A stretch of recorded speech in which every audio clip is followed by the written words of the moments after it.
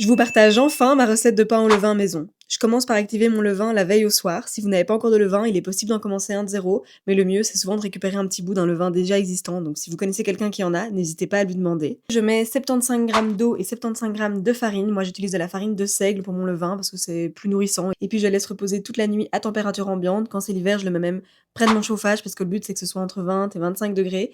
Et puis le lendemain, on voit qu'il a bien monté, qu'il est devenu bien bulleux. Je peux donc préparer mon pain.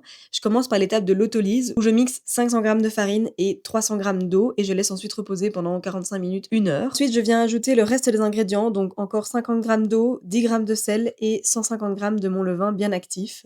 Je vais donc faire pétrir pendant 4 à 5 minutes. Moi, je pétris au Thermomix, mais ça peut aussi tout à fait être pétri à la main. N'hésitez pas à aller regarder des vidéos sur internet qui montrent comment faire le pétrissage. Pendant que mon Thermomix pétrit la pâte, moi j'en profite pour renourrir un tout petit peu mon levain, donc je remets environ 15-20 g de farine et 15-20 g d'eau. Et là, je le ferme de manière hermétique, je le mets au frigo et ensuite ma pâte est pétrie. Je transvase tout dans un saladier et ensuite avec des mains mouillées, je viens faire des rabats comme vous voyez sur l'image. Donc l'idée c'est un peu de prendre comme des coins de la pâte et de les étendre et de les rabattre par-dessus.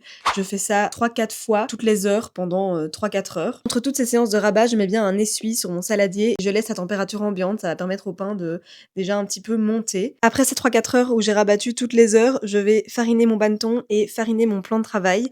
Je vais ensuite transvaser ma boule de pâte sur mon plan de travail fariné et je vais un peu l'étaler comme ça, comme pour faire un carré aplati et je vais le plier comme un papier qu'on plie en trois et ensuite je rabat encore les deux bords pour faire un peu comme une boule. Je pense que l'image parle mieux que les mots.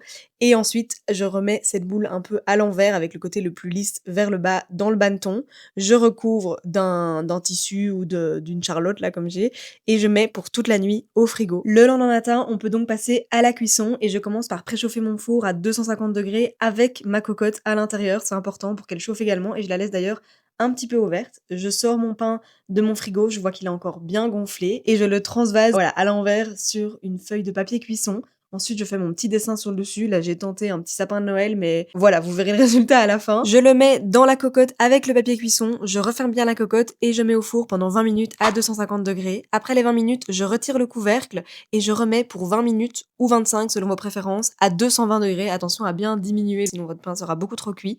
Et puis, vous pouvez admirer votre œuvre. Et alors là, c'est le plus difficile, mais il faut attendre au moins 1 heure avant de le découper et de le déguster. Mais vraiment, vous allez voir, vous allez vous régaler. Je vous recommande avec un petit peu de beurre salé, un délice.